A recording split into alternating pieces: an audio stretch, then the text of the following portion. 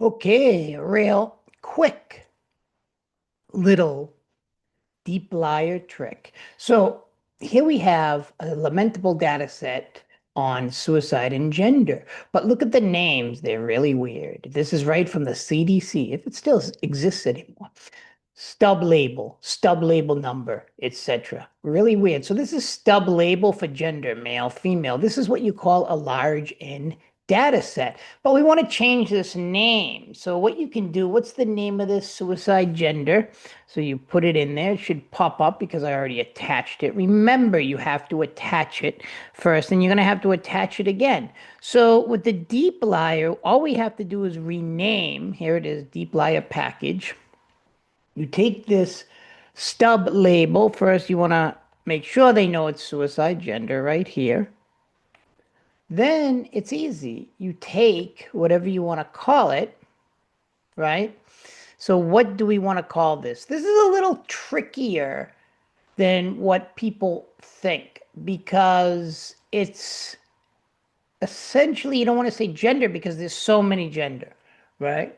So we could call it sex, but there's so many sex. Look at Titanic Survival has sex here. So why don't we just do a gender with a capital G, like gender, right? And then we're going to call it that. But what's the original name? Well, the original name is this weird stub. What is it? Stub ladle label. No, stub label. So then you do equals to see if it changes. And this is what we're going to get. And it didn't work because you can't rename columns that don't exist. So why does this not exist? So let's go up. This is why. This is one of the tricky things about memorizing all the code and stuff like that. It's pretty cool though, because then stub label name, no, yep, stub label. Here it is. Ba-boom. So this is stub label.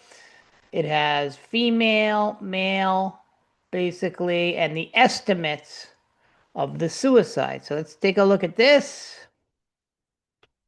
All right. Then let's take a look. Then we're going to attach it again. See, attach, that's just from the base, suicide, gender, boom. All right, so let's see what we got, gender. So now, if you look, you have to attach it. Gender comes up, right? And this is what it is.